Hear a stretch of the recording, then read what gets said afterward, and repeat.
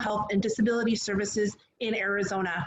Her goal is to increase access in integrated care, considering the whole person when it comes to wellness, establishing a recovery-oriented and strengths-based system of care for both children and adults with disabilities, and ensuring that individual and family voice is always at the table when it comes to individuals' participation in their service delivery. Paige has founded her Community Connections business in 2012, where she's furthered opportunities for persons with disabilities.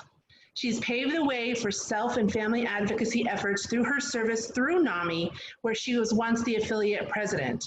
And I could go on and on with Paige's accomplishments, but let's turn it over to her so we can listen to her wisdom and guidance.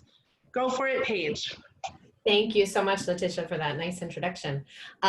So thanks everybody for joining this evening. I'm really excited to talk with you all about self-care, and then I'm going to kind of walk through a PowerPoint that I put together that talks just really about whole person wellness, and then we're going to switch over to doing some interactive chair yoga together. So I am just going to share my screen here. We'll get to our little PowerPoint. And go away. Let's see, from the beginning. Okay, so we are talking about whole person health and really how our mind and body are connected, and when we don't feel good mentally, how it can impact us physically and vice versa. So with that said, I just really want to focus this evening's discussion around stress and how stress can just really run rampant on our system. And so this slide here kind of shows you the many different ways that long-term stress can negatively impact you, whether it's impacting you mentally, behaviorally, emotionally, or physically, and how it really, as you see those arrows going around, it really is a cycle. And once you're experiencing one, it impacts the next. So I wanted to share an example. If you just take excessive worrying as an example, and we could tie this excessive worrying to the health crisis that's going on in our world right now, and how many folks are just really experiencing some fear and a lot of just persistent worry, and very real reasons for that worry.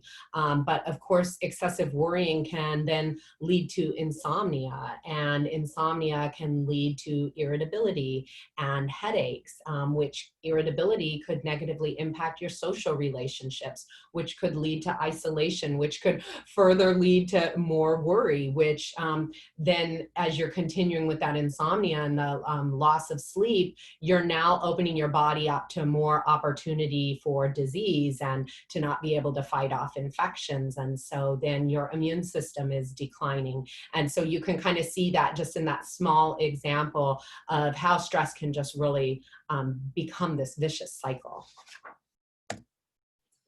So our mind influences our body, and if we believe something to be true, our body will respond as if it is true.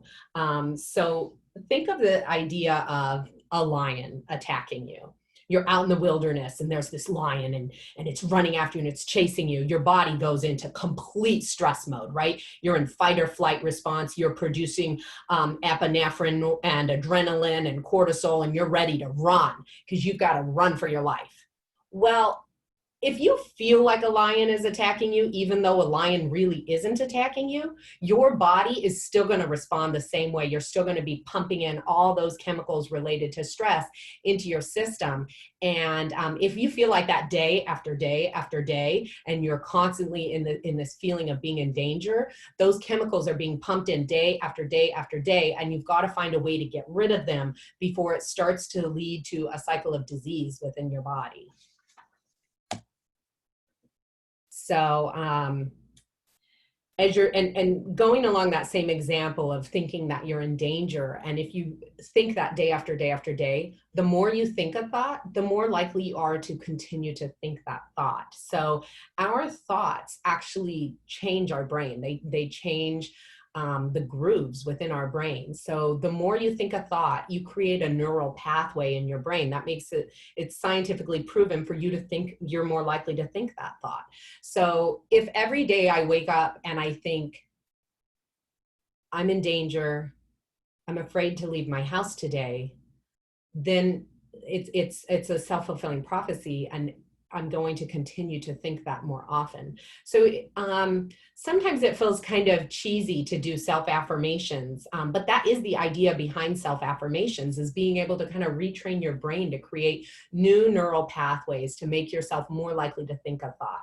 If I wake up every day and I tell myself, 5 affirmations: I'm worthy, I'm gonna have a great day, I'm safe, I'm exactly where I need to be, and I deserve to be loved, I'm more likely to think those 5 things. And so that's kind of the science behind why we talk to people and teach people about using affirmations and getting in a habit of using those affirmations. So incorporating wellness into everyday habits. We talked about that vicious cycle of stress, but we're not here today to be thinking of things in a doomsday kind of way. We're here today to talk about how we can change that, and how when you're in that cycle of stress, you can kind of like take a spoke out of the wheel and start to change it a little bit and make that stress wheel slow down a little bit. I talked about the use of affirmations to influence a thought pattern, forming those strong relationships and having those lifelines out there. I think it's really important, and I know all of you on this call tonight know this and have heard it a million times if you're involved in NAMI at all, that you've got to take care of yourself in order to take care of other people. And you know what that means in a tangible way is you've got to put yourself first at least twice a day. You've got to model for the people that you love and the people that you're taking care of what it's like to take care of yourself and how to treat yourself. You've got to model that. And so I want you guys to just take a minute, and if you feel comfortable using the chat box, you could actually add in the chat box ways that you put yourself first each day. Or if you want to just jot it down or just take a minute to think about it in your mind, just things that you do and maybe something new that you can do to put yourself first twice a day. And part of that is about setting healthy boundaries too with the folks that we interact with, whether that's physical, mental, emotional, spiritual boundaries. So I want you to just kind of take a minute to ponder that. As you're thinking, I'll share an example. So I have 2 young kids, and it is sometimes really hard to put myself first when you're constantly tending to the needs of 2 younger kids, especially when homeschooling during this time. And so I've actually found that one of the ways that I can make sure that I'm putting myself first at least twice a day is to get up a little bit earlier and to have that just total alone time and solitude and time to reflect. And so that's just one way that I've been able to kind of change my schedule a little bit to continue that during this time that I don't know about you guys, but I'm definitely experiencing more stressors. I see folks adding to the chat. Letitia or Marissa, can you guys view the chat? I can't seem to view it while I'm in my screen share mode. Yes, I can. I can view the chat. Okay, good. So everyone else can view the chat. I'm glad you guys are discussing that, and I'm sorry I can't see what you're saying. Would you like to know a few of them? Sure. Do you want to share a couple with the group? Because every time I try to click on it, it just forwards to the next slide instead. Okay, no problem. We have Kate, who loves to do reading and yoga. I personally have stopped watching the news the first thing in the morning. Elise likes to eat healthier, and Elena is walking, reading, and watching movies. Nice. And Elise takes a 30-minute walk before 7 a.m. and to attend to the kids or breakfast or work, and 15 minutes to meditate at night, which is awesome. That's and awesome. Practices assertive and nonviolent communication. And Zoraida likes to read the Bible in the morning and go to a prayer room at least once a day. Wow. That's amazing, you guys. I'm so glad that you, right off the top of your head, were able to come up with all these ways that you put yourself first. So this next slide is just showing you some examples of how stress long-term can negatively impact your body. And what our body does when we're under stress, whether it's a little stress or a big stress, the chemical reaction in our body is the same. And so when you think about long-term stress over time, it becomes trauma. It shifts from being stress to being trauma. And we can think about trauma in two different ways. There's a big T trauma and a lower T trauma. So a lower T trauma could be any kind of little stress that we're experiencing, but it's just so persistent that we can't find a way to get those chemicals and those hormones that our body is producing when we're under stress out of our system. And so that little T trauma is a stressor that's been persistent over time and just morphs into trauma. Whereas big T trauma could be something that was an event, a very traumatic event that happened to you, where you felt that your personal safety or your personal self was at risk. And so even if it just happened that one time, it can be big enough, traumatic enough that your body can experience these various things on this slide, one or definitely more than them, because again, as we think about the cycle, the second you start to feel one of those, you're more likely going to feel some of the other ones as well. So I want to talk about the stress response versus the relaxation response. And for those of you who said that you like to practice yoga as part of your way of putting yourself first, you've probably heard of the relaxation response before and are familiar with it. So there's two divisions of our nervous system: the sympathetic nervous system and the parasympathetic nervous system. So we want to think of the sympathetic nervous system related to stress, and the parasympathetic nervous system related to relaxation. So I always remember stress is a shorter word and sympathetic is a shorter word. So that's how I always remember which is which. So when you are in the sympathetic nervous system overdrive, you're experiencing either a high amount of acute stress or just long-term, low-level chronic stress. And again, if we go back to that example of the lion chasing you, what happens when your body goes into fight or flight response is your body believes that being able to fight or get away is the most important thing in that moment. More important than the ability to sleep, more important than the ability to digest food, more important than the ability to fight off a disease. So your body is trained to go into this focus on immediacy and the most immediate need. And so when we don't actually have to fight or run away, that response in our body doesn't really serve us well. And so we have to start to think about how we can activate the relaxation response or begin to activate our parasympathetic nervous system to bring balance. So what happens when our body is in fight or flight, even when the stress goes away, it can often take us 20 minutes to even sometimes all day to recover from that. And it's very, very rare that it would take anyone less than 20 minutes to recover from that, even if it's just a one short-term stressor. Think about how angry you might get when you can't find your keys and you're running late, and then you get to work and you're still kind of recovering from that feeling of, oh, I'm angry. And so one of the ways that we can help our body recover and to minimize the damage of being in that stress response is to practice eliciting the relaxation response.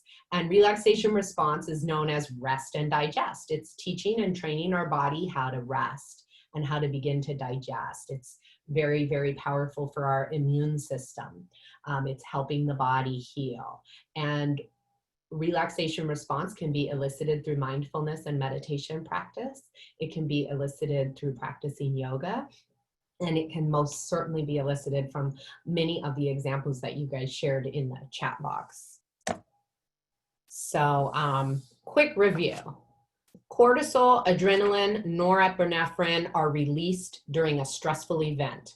Your body is going to be pumping those chemicals into your system, whether the event is really, really scary and stressful, or your mind perceives it as being stressful. It doesn't matter. The perception is the reality for your body. So remember, what we believe to be true based on our perception is going to dictate to our body how to respond to that situation. So again, the lion example, whether you're actually being chased by a lion or you believe you're being chased by a lion, your body will respond the same way. So when relaxation response happens, we're activating the parasympathetic nervous system, and that's going to help us recover from stress. And it's going to help shorten that recovery period. The more often you practice these tools to elicit the relaxation response, the shorter period of recovery you'll need after a moment of stress.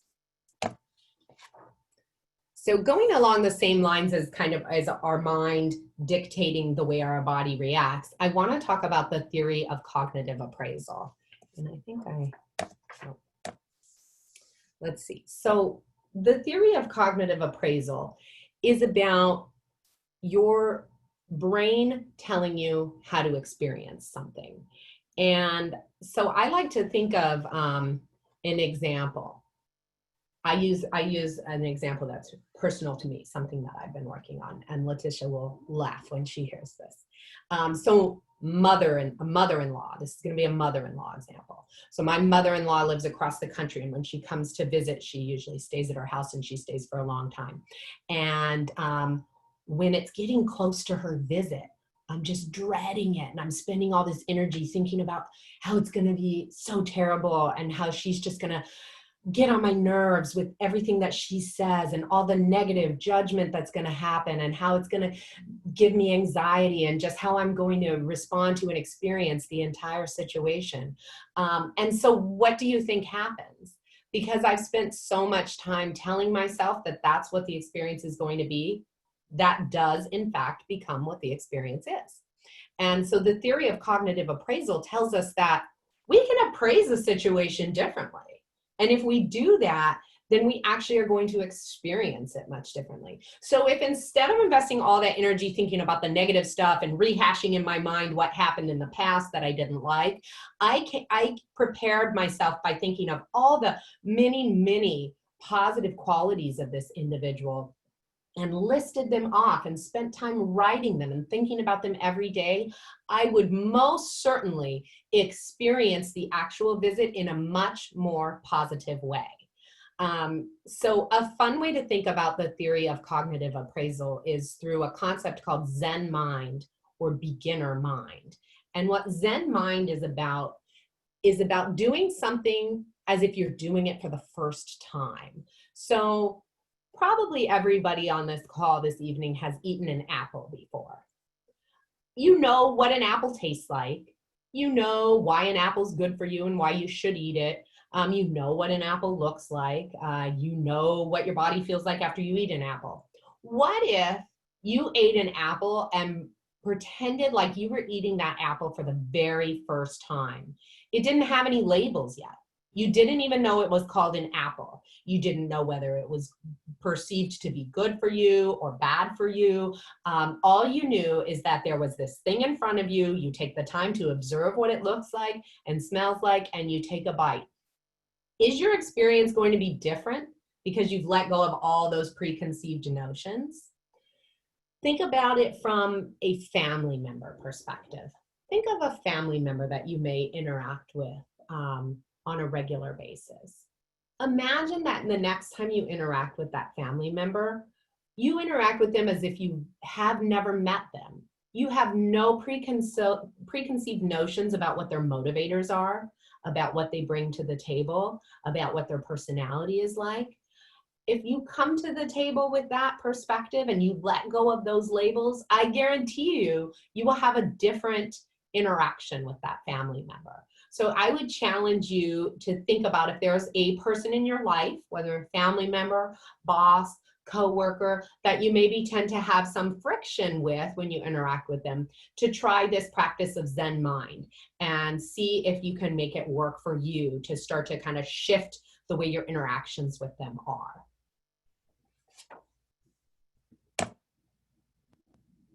So as we think about Zen mind and letting go of labels, letting go of preconceived notions, I want to guide you through an exercise. So we're going to just kind of connect in with our 5 senses. And this is a great exercise to use as a grounding technique, especially if you find that you're right in the middle of one of those stressors and your fight or flight response is up here going through the roof. Try this exercise to ground yourself. And so the first thing I want everyone to do is just take a minute to sit up straight in your chair and to make sure both of your feet are planted flat on the ground. And if you have your shoes off, even better. Most of us probably do since we're at home. So I want you to just roll your shoulders back and then drop your shoulders out of your ears and rest your hands so that your palms are touching your legs. So your palms are just resting on your thighs. And I want you to just take a minute here, sitting up nice and straight, feeling your abdominal muscles working to correct that posture. And I want you to just look around your room. Don't look at the computer. Just kind of look around your room, wherever you are. If there's a window, look out the window. And just take a moment to observe 5 things. Don't label them, just observe them. So we label things all the time. We can label things as good or bad, or we just put a label to them based on the name of what we know they are called. So when we practice not labeling something, we practice that Zen mind, it's often like the reason why they also call it beginner's mind is it's almost think of yourself as an infant coming into this world with no labels yet. So we're just observing 5 things. And when you're ready, I want you to shift to just noticing 4 things that you can feel and feeling them. And you might just start with the palms of your hands rubbing together. Maybe your hands resting on your legs. Maybe you're just feeling the weight of your body in the chair. Maybe you're feeling your feet evenly distributed on the earth beneath you. Maybe there's a physical sensation that maybe comes across as an ache or pain that you feel, a kink in your neck. Just noticing those things. And now I want you to shift to 3 things that you can hear.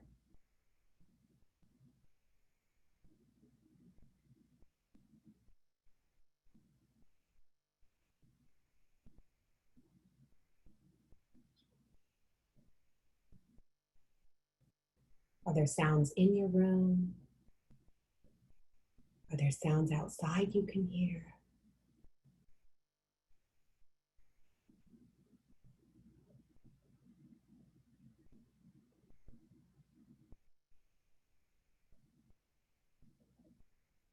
And now I want you to shift to 2 things you can smell.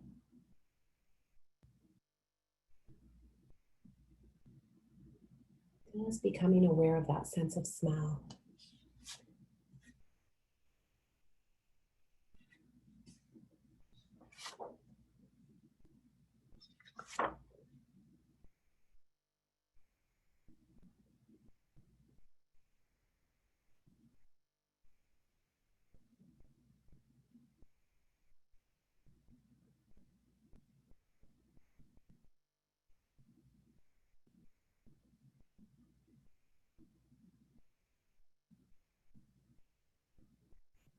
And finally, I want you to notice 1 thing you can taste. If you did happen to bring a drink or a snack to the table with you, take a taste, take a sip. I'm going to take a sip of water and just experience that.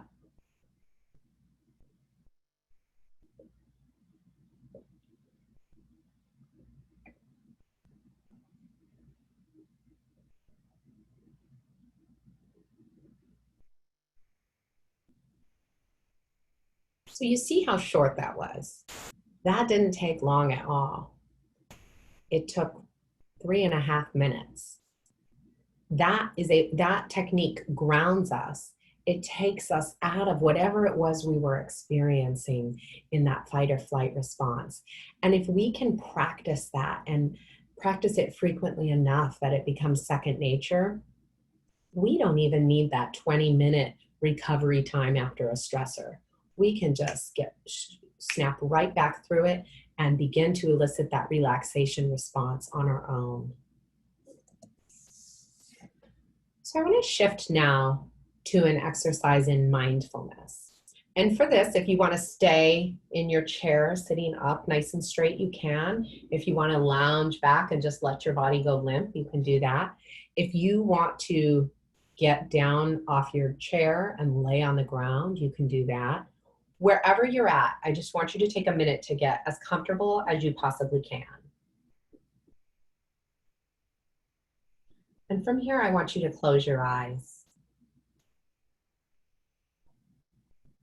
And now I want you to close your mouth and just let your breath travel in and out of your nose. Breathing in and out. Just becoming aware of that breath, feeling the sensation as the breath moves through the nostrils, as the belly expands and the chest puffs up with each inhalation. Feel the shoulders softening with each exhalation. Feel the face softening, the jaw relaxed, the forehead relaxed. Maybe your breath becomes slightly audible, like the sound of ocean waves crashing against the sand as you continue to breathe in and out. Now, any physical discomfort you notice, when you take that deep breath in, send your breath to wherever you're feeling that tightness, that discomfort.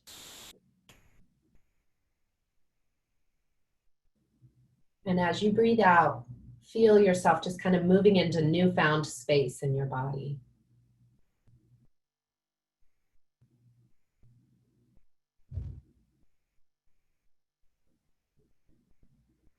And now notice your thoughts. Just observe your thoughts. Imagine you are an outsider, just kind of peering into your mind, observing those thoughts as they move through your mind. Don't judge them.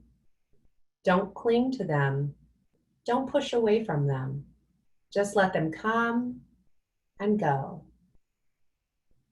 Sometimes it helps to think of a conveyor belt, like you've got those groceries kind of moving on the conveyor belt at the grocery store. And you see one, and then it just kind of goes by, and you see the next one until it goes by too.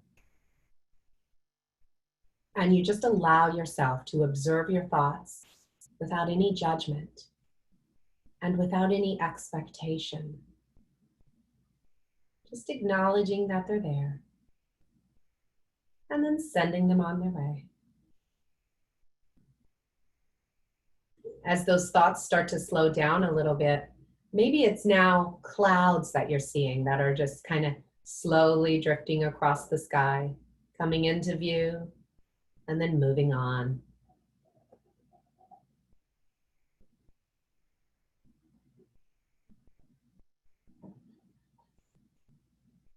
If you find your mind starting to wander where you're clinging to any one thought, pushing away from a thought a little too hard, just bring your attention back to your breath. Practice counting. Count to 6 as you breathe in and 6 as you breathe out. And the longer you stay here, the more you're able to lengthen that breath. Maybe eventually counting to 8 or 10 with each inhalation and exhalation.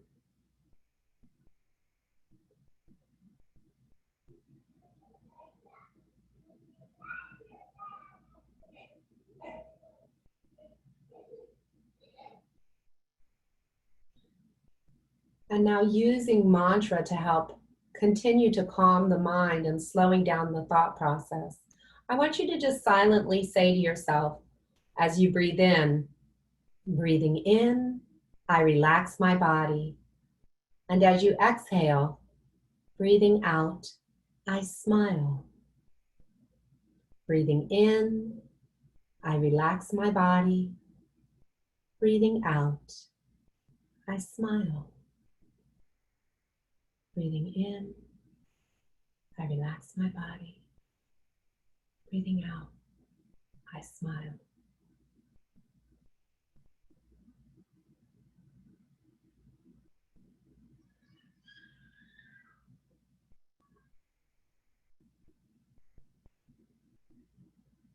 So a lot of times when people hear the idea of using mantra, sometimes they get intimidated thinking you have to have something fancy or spiritual or enlightened to repeat to yourself or something in another language. You can just simply count. Mantra is just something simple that helps you come back to your breath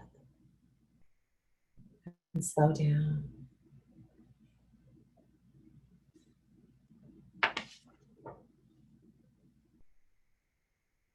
Breathing in, I relax my body.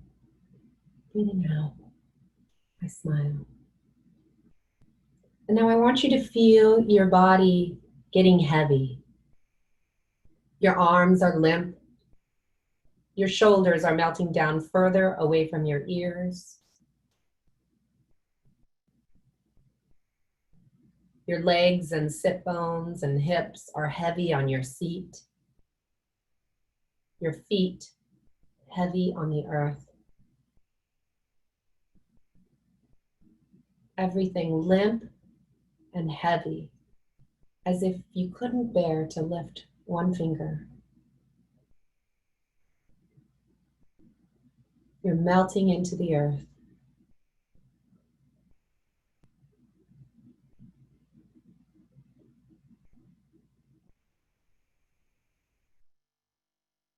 And now wiggle the fingers.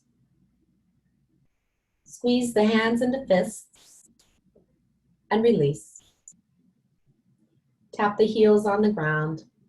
Tap the toes on the ground. Rise up on the balls of the feet and drop back down. Open the eyes and smile. 8 minutes of mindfulness. It's not long out of our day, but how often do we give ourselves that much time to just slow down? What we are beginning to do is to elicit the relaxation response in our body. I want you guys to think about ways that you can incorporate this very simple practice into your daily lives. And this very simple using the 5 senses into your daily lives anytime you need grounding. And we all need grounding multiple times a day for sure.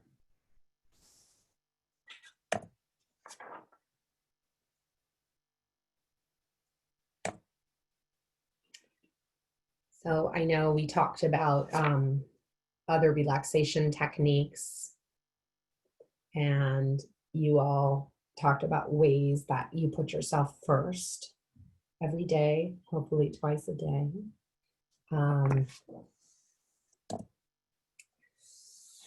If other things are coming to your mind that you want to jot down for yourself to remember or throw into that chat box, great. I want to talk a little bit about what happens to our brain when we practice meditation and mindfulness. So, alpha waves were the first brain waves discovered by neuroscientists.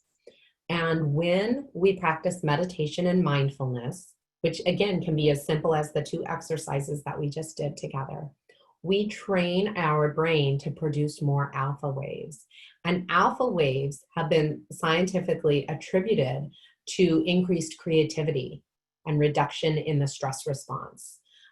It's also been attributed with better focus and better concentration. So not only are we eliciting that relaxation response, we're also creating more alpha waves in our brain. So let's practice a little mindfulness. So I want you guys to grab a pen or a pencil. I'm hoping everyone probably has some type of writing utensil near them. And we're just going to do a simple little exercise in mindfulness. So the first thing that we think about when we practice mindfulness is just limiting distractions and really being focused on the object at hand or the person who's right in front of us when we're spending time with a loved one. So right now we're just going to be really focused on this pen or pencil. And so the first thing I want you to do is just look at it. Take a moment to just observe the details of the way the pen is shaped, the color, what it looks like. Just look at that pen as if it's the first time you've ever seen a pen. Again, going back to that Zen mind or that beginner's mind, think about when an infant first discovers their hands and how amazed they are by them and how they just look at them with such excitement and joy. So we're just really taking in this pen like we've never looked at a pen before. And now we're just kind of feeling it. How heavy is it? Feel the weight of the pen in your hand. Maybe in the other hand. Maybe we're just gripping it. Maybe we're squeezing it. Maybe we're lightly gripping it. Maybe we're starting to put it into writing position. Just really aware of what this pen feels like. And now maybe we're even smelling it. Kind of weird to smell a pen, right? But we're just thinking if there's anything else that our senses can pick up about the pen. And now we're just going to kind of write with it, draw a couple scribble lines and notice, is the ink flowing out? How firmly do we have to press? And that's all. So there you have it. We just practiced a little mini mindfulness. And it's not very often that I pick up a pen and spend that much time paying attention to its detail. But believe it or not, even though this pen has nothing amazing to tell us, no wisdom to impart upon us, paying attention to the detail of this pen is activating our brain in really good ways. It's creating those brain waves that are helping us to become more creative. It's helping us to elicit that relaxation response. So we can practice mindfulness in so many easy ways in our life. And we don't even have to take extra time for it. We can practice mindfulness while we're driving, as an example. One of my favorite authors and philosophers on the concept of mindfulness is Thich Nhat Hanh. And he's a Buddhist monk, and he just writes in such a wonderful way about mindfulness that it's so easy for people to understand and really grasp how to incorporate it into your life. And he talks about doing the dishes. And I love his description of doing the dishes. He says, when you're doing the dishes, don't just do the dishes. Pay attention to each plate, each cup, each tea kettle in your hand, as if you were washing an infant, as if you were washing the most important thing in the world, the most treasured thing to you, and really slow down and pay attention to the details and do just like we did with the pen. Pay attention to the weight of whatever that dish is in your hand. Notice how the soap suds. Notice what it looks like and sounds like as the water's rushing on it when it's dirty versus soapy versus clean. Just paying attention to all those little details as we do the dishes. And I love that doing the dishes example because we all have to do the dishes. And we don't need to carve out any extra time in our day to practice mindfulness if we can figure out ways to incorporate it into our daily activities that we're doing in any ways. The driving one is also a really great one to practice the breathing technique that we did with our eyes closed when we're just becoming really aware of our breath and we're slowing it down. Such a good thing to do while driving, because it also, any stress that you might have about the way people are driving on the road, traffic, you're running late, all of that just kind of goes away because you're focused on your breath. So of course we all know that exercise is really good for us, and exercise helps to fight that stress response through the release of endorphins. Also stretching and practicing yoga can help to begin to activate the parasympathetic nervous system. And so we're gonna do a little chair yoga now. And the reason why we're doing chair yoga is because I want everyone to see how easy it is to practice practice yoga and yogic concepts on a daily basis. You don't need a lot of space. You don't need any fancy equipment. You don't need fancy pants. You can practice yoga wherever you are. And getting into a good kind of routine of chair yoga is awesome if you work at a desk all day. Such a great way to just kind of check in and make sure you're practicing that good posture. So even though Snoopy is way cuter than me, I am going to stop sharing and close out that. So I'm just going to move over to the chair here. I have a different chair because one, I want you guys to be able to see me, and two, when you are doing chair yoga, if you can, it's nice to have a firm chair. So I brought a chair from my dining room here, just a nice firm wood chair, so that you're sitting firmly and your feet are flat on the ground. So if you have a firm chair nearby and you want to grab it, we'll give you a minute. If you're happy where you are, you can stay where you are. If you're someone who has a hard time sitting in a really hard chair and it's uncomfortable, you could also get some firm blankets to stack on top of it to give you a little cushion. I like to use like a quilt or a comforter and just kind of fold it up and sit on it, and then you have a little cushion, but you still have that firmness, so you're not sinking into a real cushiony chair. A lot of office chairs, desk chairs are a little too cushiony sometimes, so this helps us to remind ourselves to have that really good posture. So I want you now to just roll your shoulders back 5 times.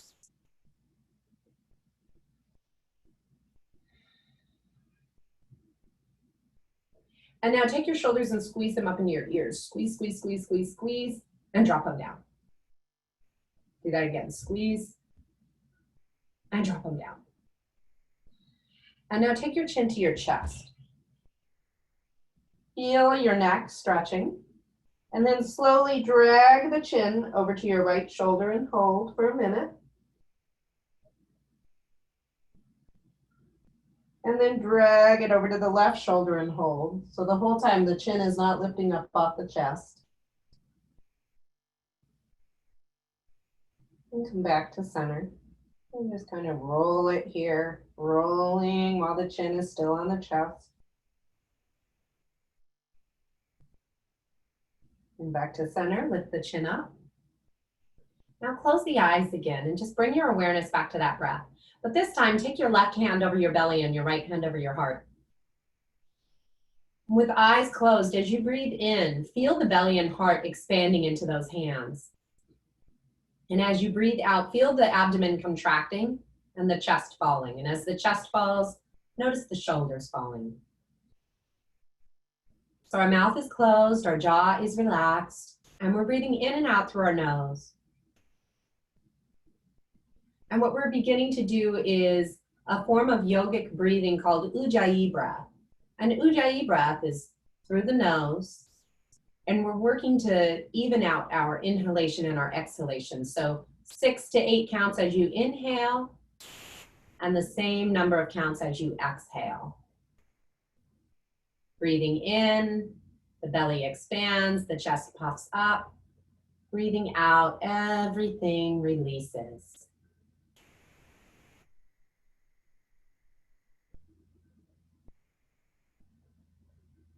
Just following that breath. So our breath is also referred to as prana, and yogic breathing techniques are referred to as pranayama, which just really simply means breath control. And prana, or breath, can be so healing, and practicing pranayama helps to remind us that we can heal ourselves, we can heal our body and our mind. So anywhere that you're feeling discomfort, pain, tension, send your breath, send that prana there. Visualize the breath going straight to that spot and loosening up that tension. And as you breathe out, visualize the breath taking that tension away with it as it leaves the body. So using the breath as a tool to just cleanse that tension away. So opening your eyes, bringing your hands back into your lap. We're going to continue that same pranayama, the ujjayi breath, as we move. So yoga really just simply means to yoke or connect, and it's about connecting breath with movement. It's about connecting the physical body with the mental body, the spiritual body, all of the things that we just talked about are connection points. So I want you to take your feet a little wider than hips distance apart this time. And again, become fully aware of your feet flat on the earth. Inhale, lift the arms up and look up. Exhale, bring the hands together at heart center, palms touching. We're going to do that 4 more times. Inhale, lifting up. Exhale, heart center. Inhale, lifting. Exhale, heart center. 2 more times on your own count.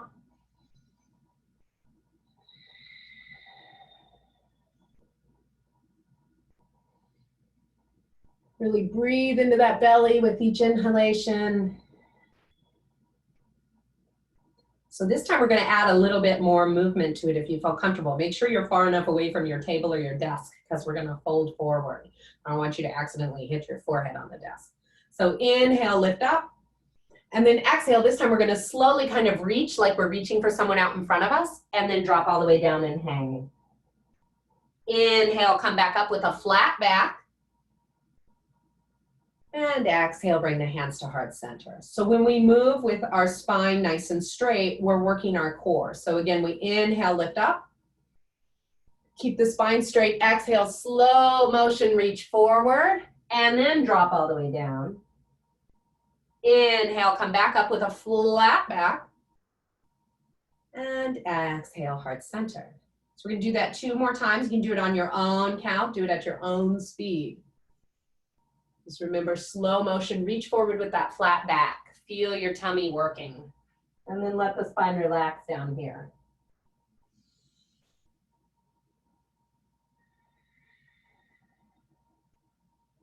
We've got 1 last time.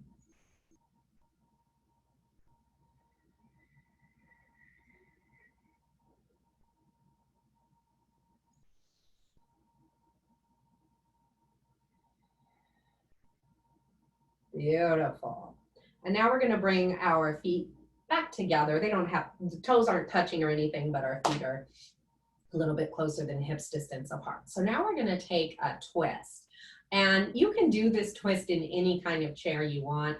My chair has these slats in it, so it's super easy to kind of grab on and give myself some resistance, but you don't need that. What we're going to do is just, again, roll the shoulders back a couple times, check in with ourselves, make sure our abdominal muscles are engaged, feel yourself kind of tucking that tailbone in as you engage your core. And we are going to twist to our right. So we're going to take our right hand and we're going to grab that chair. If you don't have slats in your chair, you can just grab the top back of your chair, and you're going to take your left hand on the outside of the right leg. And you're pushing that left hand into the leg as you're using the chair to kind of brace yourself and twist. And you're looking back behind you over that right shoulder. Now, as you're in this twist, remember to continue to breathe. Notice how the belly can't fill up quite as much with air as you breathe in, but allow it to get as big as you can with each inhalation. And now feel the abdominal muscles contracting with the exhalation. And maybe as you exhale and contract the abs, you're able to twist a little more. Drop that right shoulder. Bring the chin in line with the right shoulder. And come back around to center. Take a minute here if you need to kind of shake your arms out and get loosey-goosey. And then we're going to twist in the opposite direction. So we're going to take our left hand on a slat in our chair or up on the back of the chair here. And the right hand is going to go on the outside of the left knee. Now pressing that hand firmly into the leg to help you twist. You're using that as leverage. Using the chair to brace yourself. Looking back over your left shoulder. Working to align the chin with the left shoulder. Continuing to breathe.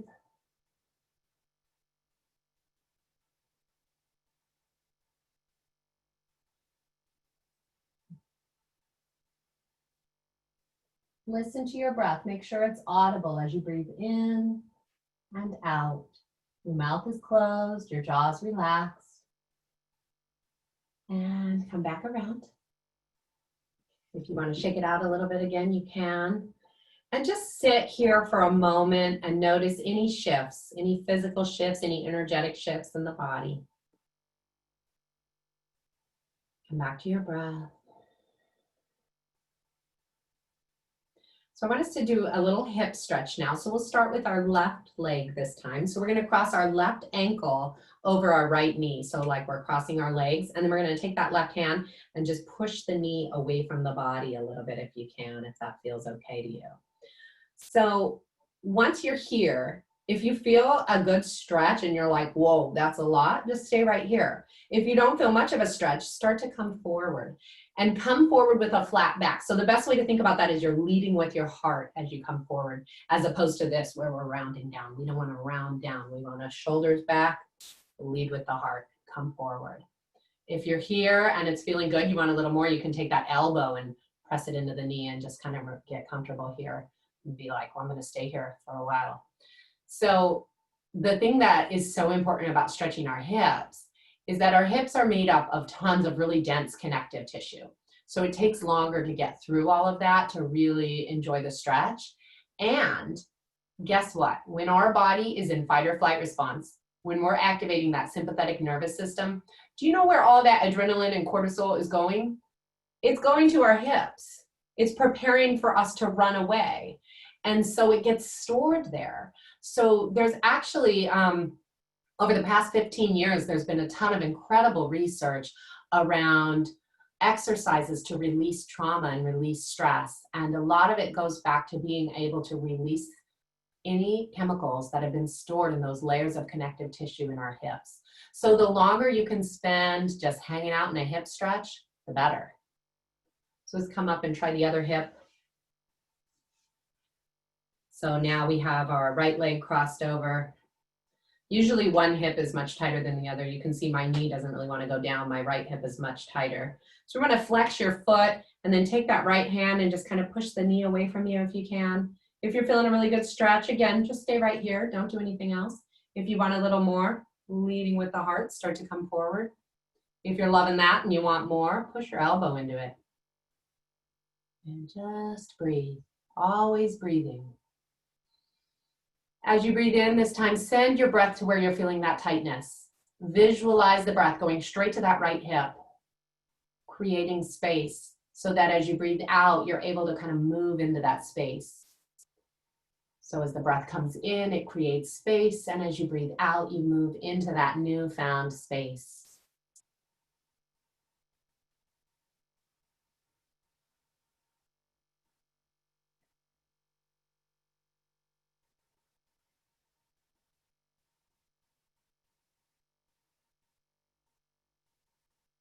And come up, uncross the leg. Another really easy thing that we can do while sitting in our chair to just connect in with our core is to straighten our legs. So start by straightening the left leg, flex the foot. Imagine you're pushing out of the heel. So you're energetically pushing that heel forward and the toes are kind of coming towards you. And then bring that leg down and try the other one. Straighten the right leg. Energetically press out of that right heel. Right toes are coming towards you. You can feel above your knee, feel that quadricep engaged as the leg is holding there. Avoid the urge to kind of lean back as you lift the leg. Let's do that one more time on each side. So lift the left leg. Try and sit up nice and straight so you're not leaning back or kind of slouching. You still got the heart lifted, the shoulders dropping. And last time on the right leg.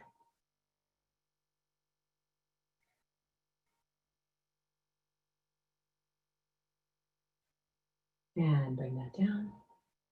And then again, inhale, lift up, look up. Exhale, bring the hands to heart center. Inhale, reach out to the sides this time, wiggle your fingers, reach, reach, reach. And then exhale, push back like there's resistance there. 2 more times, inhale, lift. Heart center. Reach, wiggle the fingers, open the palms, open the heart. And resist. Last time around.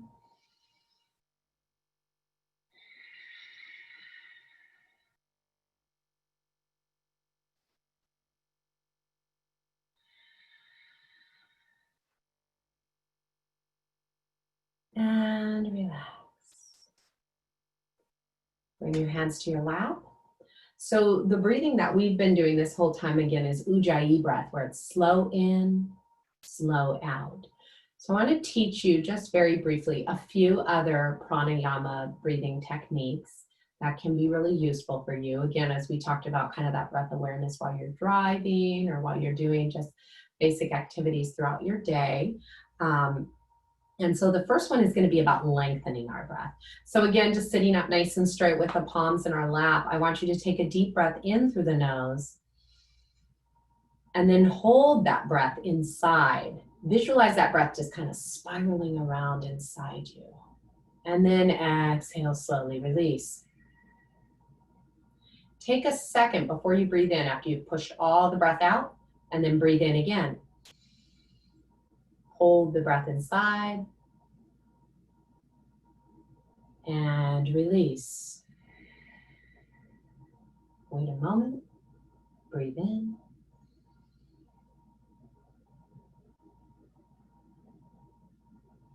And release. 2 more times, really lengthening at this time, breathe in.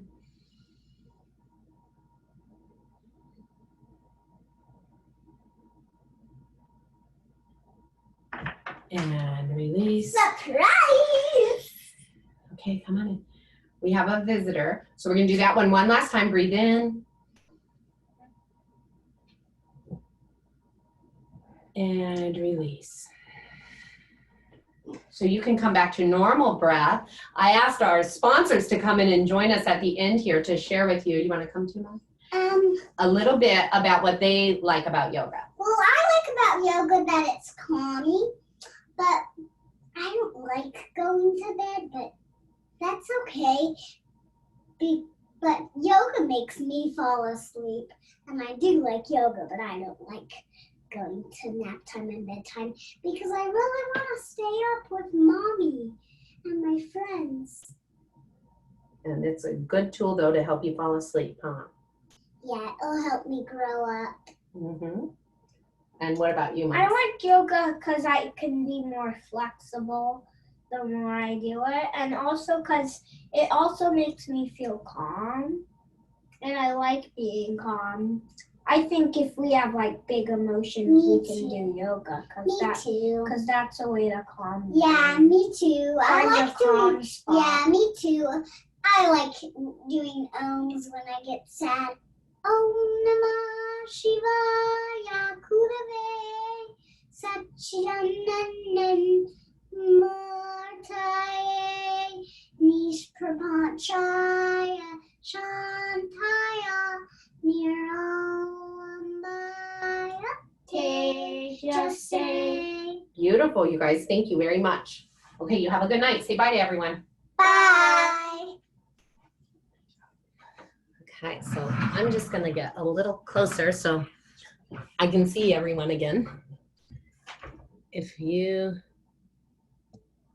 want to get back to the gallery view, there we go. So I hope that you found those exercises enjoyable and helpful. I hope that you feel really good in your physical body right now as well as in your mental body. And I'm really glad that you guys joined me this evening. I wondered if we might have just 5 minutes to come off mute if anybody wants to share.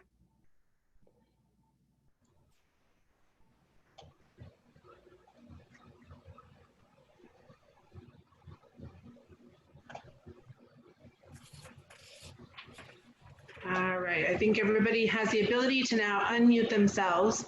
I, for one, am extremely relaxed. I didn't think that I was going to be able to because I was going to be so worried about monitoring, but I forgot all about the monitoring and I absolutely relaxed. That was incredible. Thank you so much. What about you, Lenore? Oh, I thought it was just wonderful.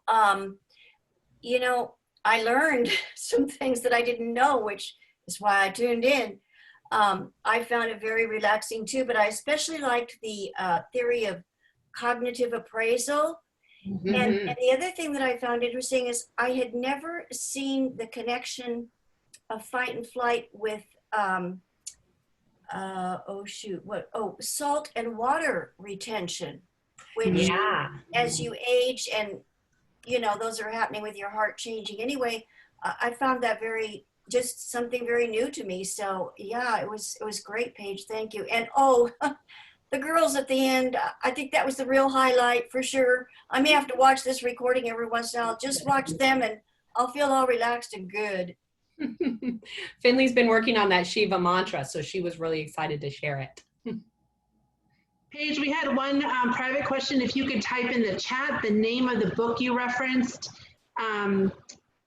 Yeah, I think it was it mantra or mindfulness? Well, you know, he has a lot of different books. Okay. If you wait for just 1 minute, I might be able to grab it out there. I can't remember exactly which book it is, but the name is... or at least the author's name. Not... it's really hard to spell, so I'm hoping I got that right. It might be... I might have an H and an N out of order there, but I think that's the name. And he has a lot of different really good books. I think the one where he talks about the washing the dishes is called The Miracle of Mindfulness, I believe. Perfect. I'll write that in here. Okay. Okay, let me check in with the group real quick. Is there any other questions or comments that anybody has for Paige before we let her enjoy her family? I think you have them all pretty relaxed, Ms. Rogers. Well, my hope for each of you is that now you can just slide into the rest of your evening and maybe have a nice cup of tea and get to bed early and just wake up feeling really refreshed and renewed. So the other thing that I forgot to mention about having a regular yoga practice is even doing just a little bit of breath work right before bed actually has been proven to help you have a more recuperative sleep. So I'm sure some of you have experienced before where you feel like you slept for 8 hours, but you don't really feel relaxed when you wake up because the sleep was so intermittent and it just wasn't very recuperative. And so doing a little bit of that pranayama, that yogic breathing, can help with that. That's good. You have a lot of thank yous on your chat, and I think everybody was very impressed and really learned a lot. So I personally thank you, Paige, for doing this for me and for all of us, because you're a member of the NAMI family and you led the family before. So it was like having a family member do the training. So thank you. Absolutely. Thank you guys for being here. So great to see so many familiar faces. All right. Bye, everyone. Bye.